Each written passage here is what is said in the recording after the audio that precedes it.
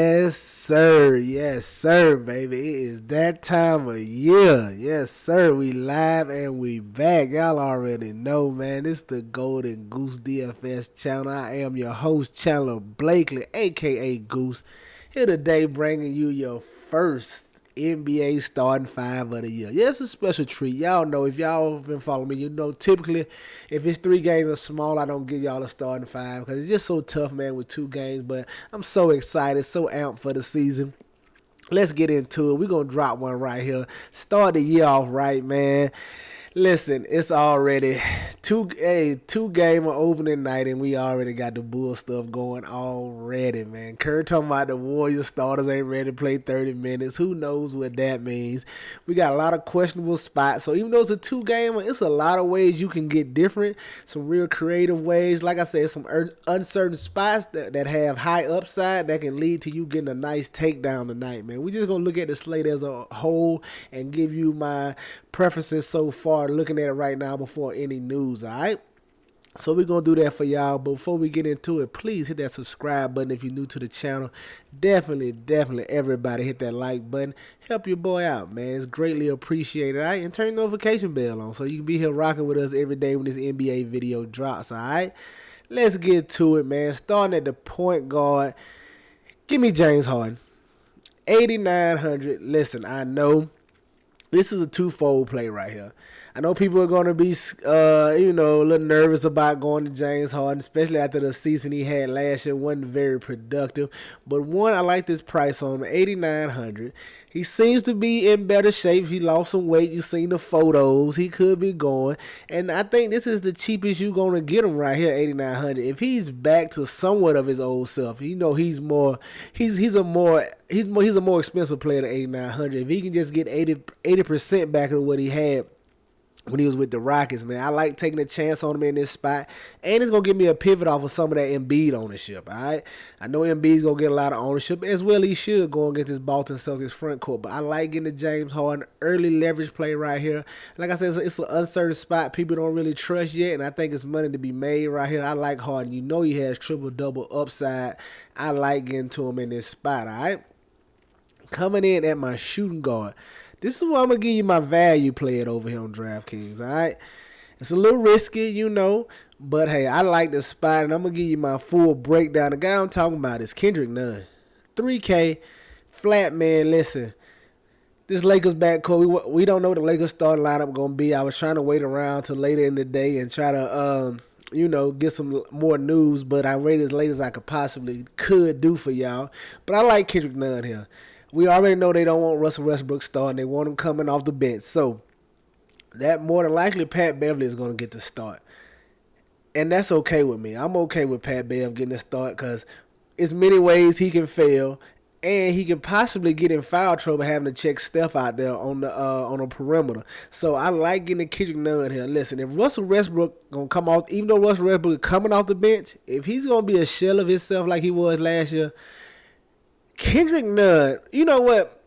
Kendrick Nunn is the best scoring option off the bench. Flat out. I'm going to tell you that right now. Just looking at this Lakers roster, just looking at the eye test, I thought Kendrick Nunn was a solid player they got from the Heat last season. I thought he was a nice addition for him. He's a guy who can score, man.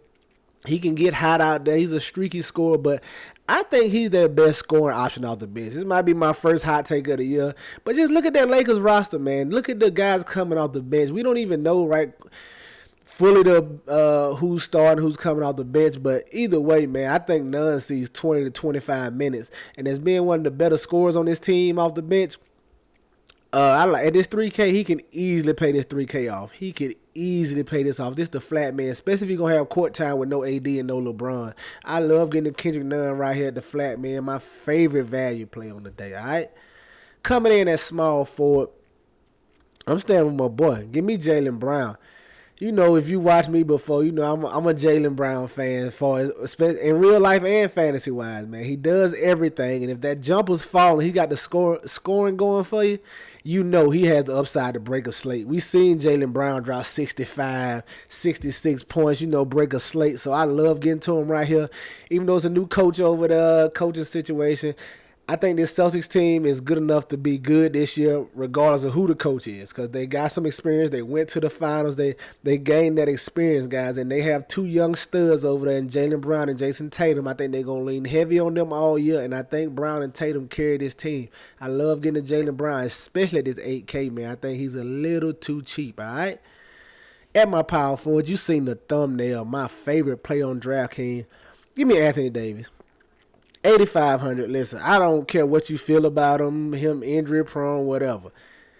All I know is the beginning of the season. I ain't worried about this Q tag.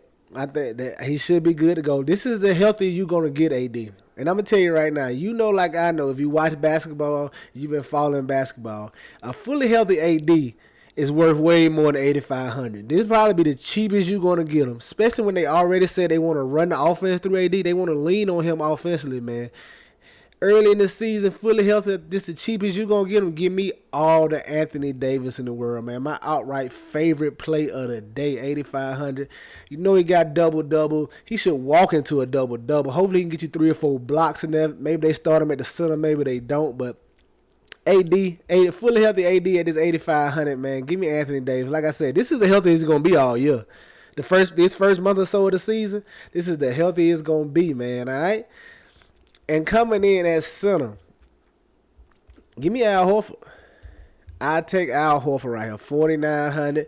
And he's probably going to be a little chalky because he's the only big the Boston Celtics have over to play against Embiid. And I like getting to him right here. I don't care how chalky he is. 4,900 is just too cheap, especially with no Robert Williams. You know he can turn in double-doubles right here easily. Foul trouble is somewhat of a concern, but Al Horford's a savvy vet, man. It's a reason you got a savvy big vet like Al Horford on your team for spots like this, man. He's gonna know little tricks of the trade and to help defend against Embiid, and more importantly, I know he's not going to get any silly or cheap fouls. You know what I'm saying? It's not like it's a young guy on Embiid. If it was like Wiseman or something, I'd be super nervous about foul trouble. I'm not super nervous about foul trouble at all, however.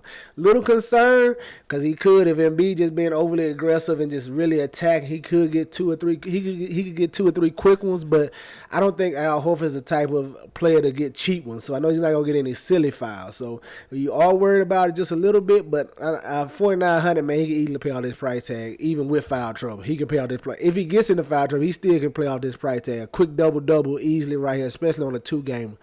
There you have it, man. My starting 5 for DraftKings: James Harden, Kendrick Nunn, Jaylen Brown, Anthony Davis, and Al Horford. Let's go take a look over there on FanDuel and see what I'm liking over there, all right? Coming in at FanDuel at the top, man. Give me Malcolm Brogdon, 6,200.